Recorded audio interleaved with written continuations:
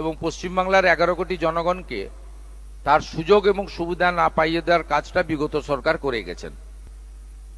কিন্তু ভারত সরকারের যে সমস্ত উন্নয়নমূলক স্কিম প্রত্যেকটা দপ্তরে তার বিরোধিতা করা, অংশগ্রহণ না করা এবং পশ্চিমবাংলার 11 কোটি জনগণকে তার সুযোগ এবং সুবিধা না পাইয়ে দেওয়ার কাজটা বিগত সরকার করে গেছেন। আর আপনি যদি বলেন জনকল্যাণে মাননীয় প্রধানমন্ত্রী যুক্তরাষ্ট্রীয় কাঠামোতে তার ভূমিকা কি ছিল, তাহলে ইউপিএ 1 এবং ইউপিএ 2, যে ইউপিএ 2তে মাননীয় প্রাক্তন মুখ্যমন্ত্রী তিনি নিজেও 3 বছর মন্ত্রী ছিলেন, তার দল সেখানে যুক্ত ছিল। তাহলে যদি দেখেন যে 4 থেকে 14 2,65,000 কোটি টাকা ইউপিএ 1 এবং ইউপিএ 2 দিয়েছে পশ্চিমবঙ্গ সরকারকে।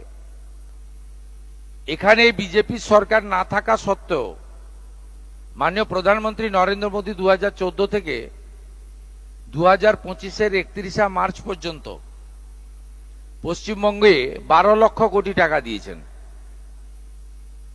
এবারে আপনি যদি একটার পর একটা তথ্য চান স্কিম ওয়াইজ, তারও রেডি রেফারেন্স আমার কাছে আছে।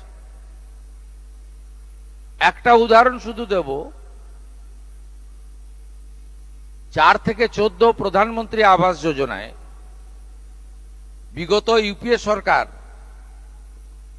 গরিব এবং প্রান্তিক মানুষ, অর্থনৈতিক দুর্বল মানুষ, কাঁচা বাড়িতে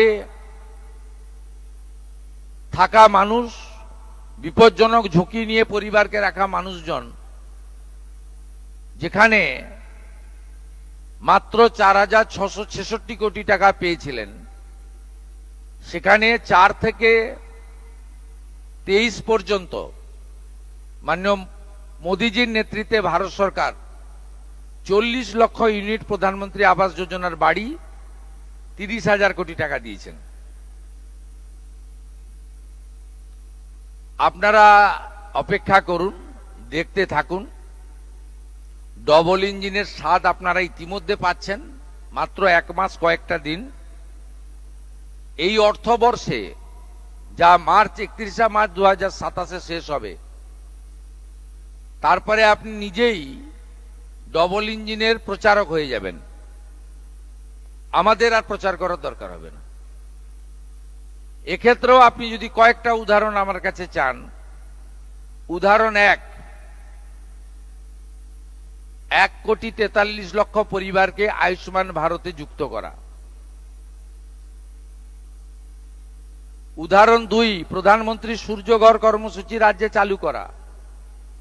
উদাহরণ 3, জল জীবন মিশনে 27,000 কোটি তো লুট করে নিয়েছেন ভারত সরকারের। যে কোনো একটা গ্রামে যাবেন, আমি তো বিভিন্ন জেলাতে বিভিন্ন 2-3টি জেলাকে নিয়ে নিয়ে প্রশাসনিক সভা করছি, সেখানে আমাদের ওরা ডাকতো না, আমরা ওদের ডাকছি। ওদেরকে জিজ্ঞেস করছি জল গেছে, 27,000 কোটি টাকা কোথায় গেল? ওদেরই এমএলএ এমপিরা বলছেন নল গেছে কিন্তু জল যায়নি। আমরা 39,000 কোটি টাকার এগ্রিমেন্ট করেছি আগামী অর্থবর্ষে। শুধু তাই নয়, মানরেগা এই মাসে শেষ হয়ে যাবে, আপনারা জানেন। এটা তো আগামী 20 দিনের জন্য, আমরা 2 দিন আগে চালু করেছি।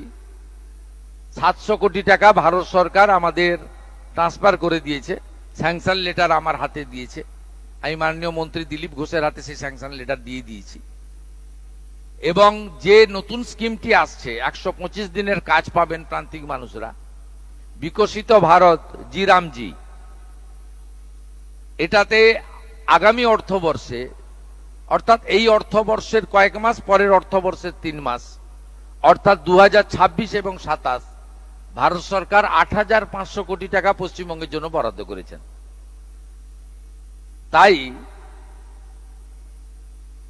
কেন্দ্র রাজ্য যৌথভাবে পশ্চিমবঙ্গকে দাঁড় করাবে এবং একটা রূপরেখা, যদিও এটা পূর্ণাঙ্গ বাজেট নয়, 22 তারিখে আপনারা বুঝতে পারবেন যে এই সরকার অর্থনীতিকে সামলে নিয়ে পশ্চিমবঙ্গকে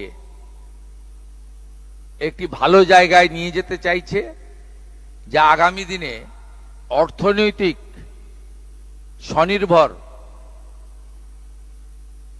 এবং আত্মনির্ভর পশ্চিমবাংলা তৈরি হবে।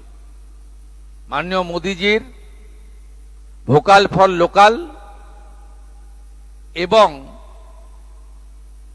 নির্ভরশীলতা নয়, আত্মনির্ভরতা, সেই মন্ত্রেই পশ্চিমবাংলার ডবল ইঞ্জিন বিজেপি সরকার এগিয়ে যাবে।